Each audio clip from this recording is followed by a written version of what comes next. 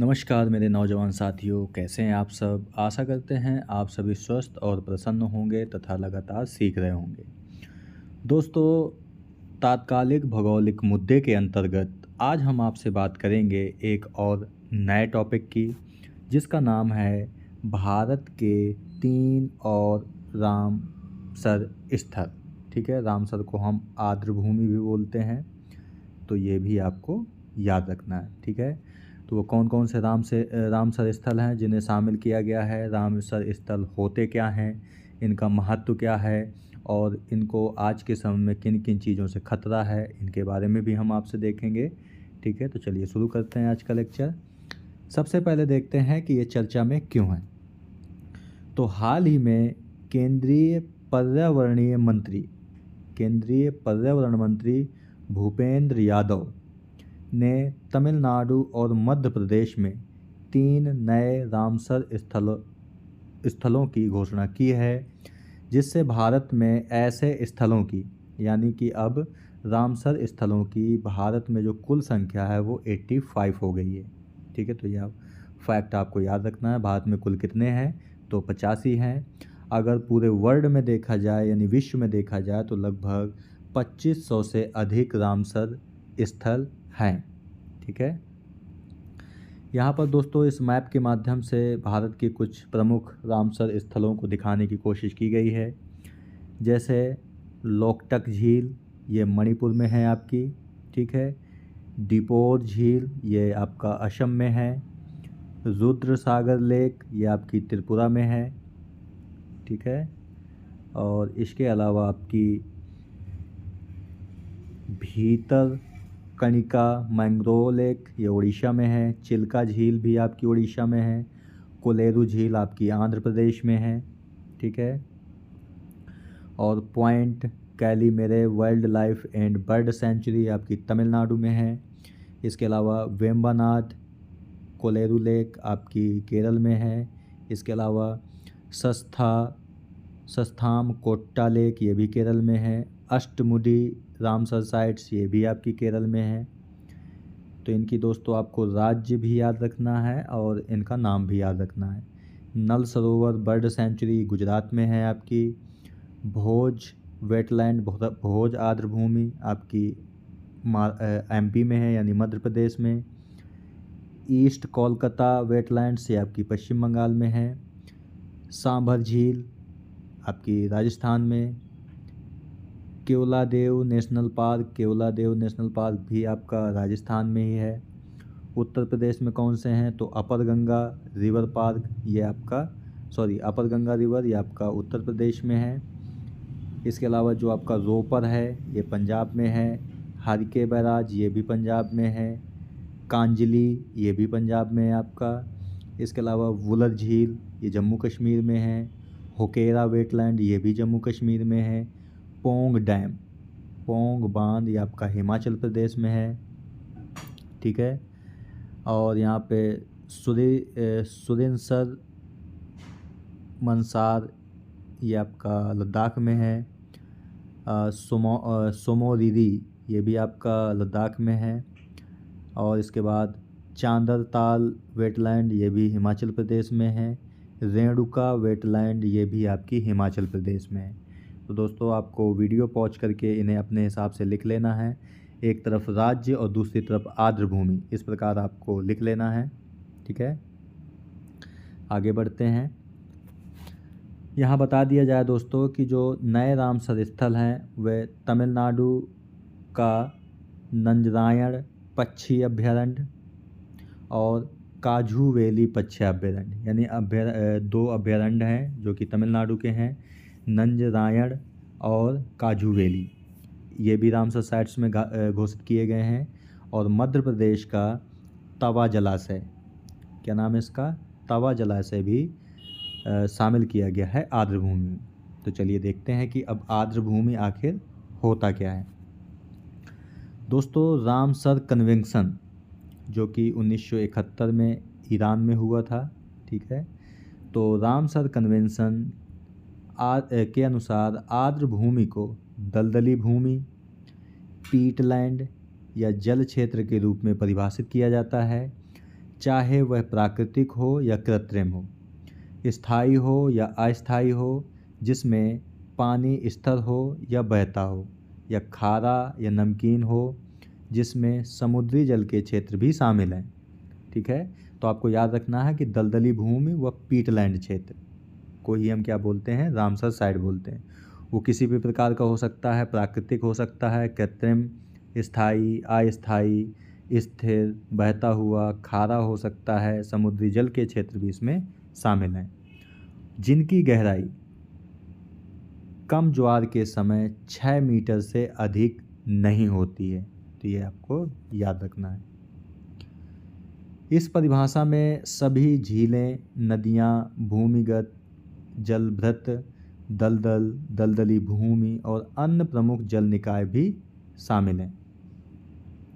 यहाँ पे इस चित्र में दोस्तों वेटलैंड्स को दिखाया गया है। इसमें आप देख पा रहे होंगे कि जल और मिट्टी का संयुक्त रूप आपका वेटलैंड है एक तरीके का। ठीक है, इसके बाद है आर्द्र भूमियाँ महत्वपूर्ण क्यों हैं।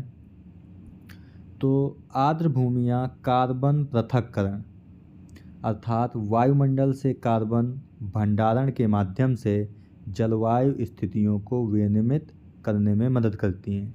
यानी कहने का मतलब है कि जो आर्द्र भूमियाँ हैं वह वायुमंडल की कार्बन डाइऑक्साइड को अपने में समाहित कर लेती हैं, यानी स्टोर करने का काम करती हैं। ठीक है, जिससे जलवायु परिवर्तन से निपटने में आसानी होती है।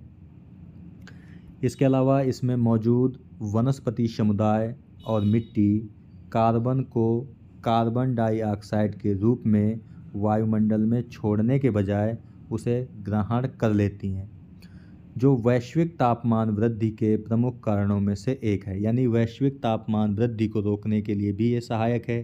क्यों? क्योंकि ये कार्बन डाइऑक्साइड को अपने में ग्रहण कर लेती हैं। अमेरिकी पर्यावरण संरक्षण एजेंसी के अनुसार आर्द्र भूमियाँ विश्व के सबसे अधिक उत्पादक पारिस्थितिक तंत्रों में से एक हैं, जिनकी तुलना वर्षा वनों और प्रवाल भित्तियों से भी की जा सकती है। यानी कि इस पृथ्वी पर सबसे जो उत्पादक तंत्र हैं वो एक है आपका वर्षा वन और दूसरा है आपकी प्रवाल भित्ति। तो हम इन्हीं के समकक्ष इन आर्द्र भूमियों को भी शामिल करते हैं, जो कि बहुत ज़्यादा उत्पादक होती हैं।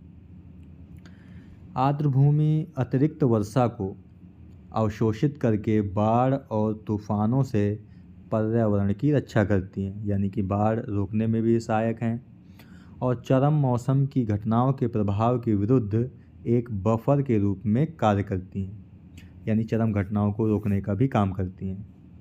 तो ये कार्बन डाइऑक्साइड को संग्रहण भी करती हैं और बाढ़ आने से भी रोकती हैं और चरम मौसमी घटनाओं के विरुद्ध भी कार्य करती हैं। ये अतिरिक्त पानी को इकट्ठा करती हैं और प्रदूषकों को छानने में भी मदद करती हैं, यानी ये प्रदूषण रोकने में भी सहायक हैं। यही कारण है कि इन्हें पृथ्वी का गुर्दा यानी किडनी ऑफ द अर्थ के रूप में वर्णित किया जाता है।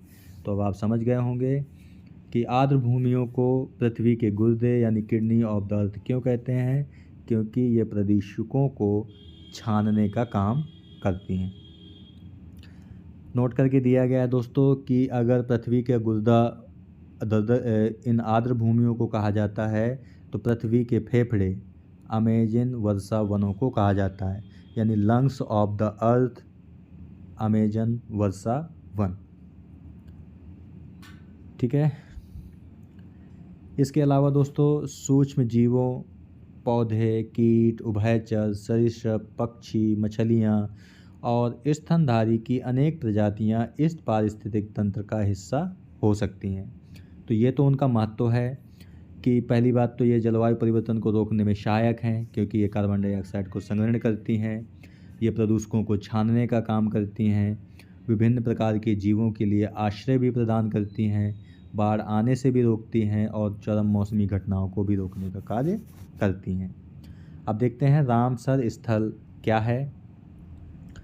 तो दोस्तों रामसर कन्वेंशन 2 फरवरी 1971 में ईरान के रामसर में हस्ताक्षरित का एक अंतर सरकारी संधि है। दोस्तों ईरान की जो राजधानी है वो आपकी है तेहरान। ठीक है, और ईरान देश में ही एक रामसर शहर है, वहीं पर 2 फरवरी 1971 को रामसर कन्वेंशन हुआ था, तभी इसकी घोषणा की गई थी। चूँकि दोस्तों 2 फरवरी 1971 को ये हुआ था, इसीलिए 2 फरवरी को वर्ल्ड वेटलैंड डे यानी विश्व आर्द्र भूमि दिवस के रूप में मनाया जाता है, तो ये भी आपको याद रखना है। यह दुनिया भर में आर्द्र भूमि को नामित करके उनकी सुरक्षा और संरक्षण को प्रोत्साहित करता है। रामसर स्थलों का चयन सम्मेलन के तहत परिभाषित विभिन्न मानदंडों पर आधारित है, यानी मानदंडों के आधार पर ही हम रामसर साइट्स की घोषणा की जाती है। इस संधि से अंतर्राष्ट्रीय प्रकृति संरक्षण संघ, विश्व प्रकृति कोष तथा अन्य पर्यावरण एजेंसियां जुड़ी हुई हैं। इस समझौते पर 172 हस्ताक्षरकर्ता देश भी हैं, यानी रामसर कन्वेंशन में कितने देश शामिल हैं, तो 172। इन देशों पर आर्द्र भूमि रिजर्व बनाने और आर्द्र भूमि आवासों के विवेकपूर्ण उपयोग को बढ़ावा देने का दायित्व भी है। और भारत भी दोस्तों 1982 में इसमें शामिल हुआ, यानी रामसर कन्वेंशन जो है उसमें वर्तमान में 172 देश हैं, ठीक है। और रामसर कन्वेंशन 1971 में हुआ था, जबकि भारत इसमें 1982 में शामिल हुआ था। गौरतलब है कि दोस्तों प्रारंभ में उड़ीसा में चिल्का झील और राजस्थान में केवलादेव राष्ट्रीय उद्यान को इसमें शामिल किया गया था। यानी भारत में सबसे पहले रामसर साइट्स के रूप में किसे शामिल किया गया था, तो चिल्का झील जो उड़ीसा में है और केवलादेव राष्ट्रीय उद्यान जो कि राजस्थान में है, इन्हें शामिल किया गया था।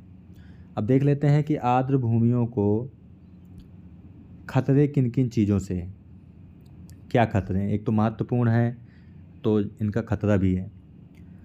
दोस्तों रामसर कन्वेंशन के ग्लोबल वेटलैंड आउटलुक 2018 के अनुसार 1970 से लेकर 2015 के बीच, किसके अनुसार, ग्लोबल वेटलैंड आउटलुक, कब से कब तक, तो 1970 से 2015 के बीच वैश्विक वेटलैंड्स का 35% हिस्सा नष्ट हो गया है और मानवीय गतिविधियों के कारण उनका विनाश भी हुआ है।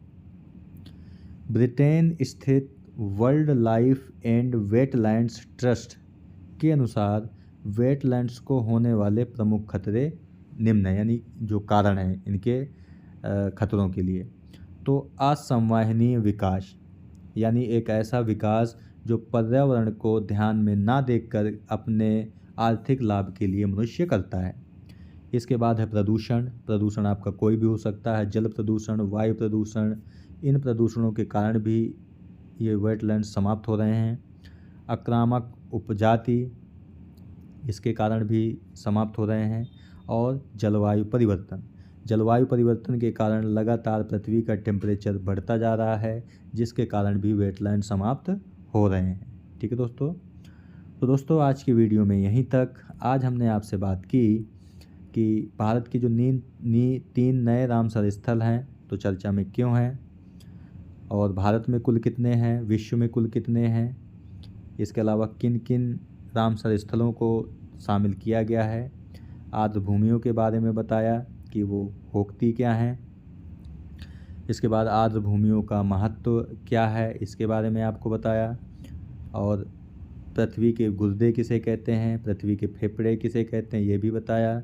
रामसर स्थल क्या है और कब से घोषित करने की शुरुआत हुई, ये भी बताया। भारत इसमें कब शामिल हुआ था और भारत के प्रमुख पहले 2 रामसर स्थल कौन से थे जिन्हें शामिल किया गया था। इसके बाद आर्द्र भूमियों को क्या खतरे हैं, इसके भी बारे में आपको बताया। ठीक है दोस्तों, जो PDF होगा वो वीडियो के डिस्क्रिप्शन बॉक्स में और वीडियो के पहले कमेंट में मिल जाएगा, जहां से डाउनलोड करके आराम से आप पढ़ सकते हैं। तो मिलते हैं आपसे नेक्स्ट वीडियो में एक नए टॉपिक के साथ। तब तक के लिए नमस्कार। आप प्रसन्न रहिए, खुश रहिए, मुस्कुराते रहिए और लगातार सीखते रहिए, कभी अपने लिए तो कभी अपनों के लिए। धन्यवाद। जय हिंद दोस्तों।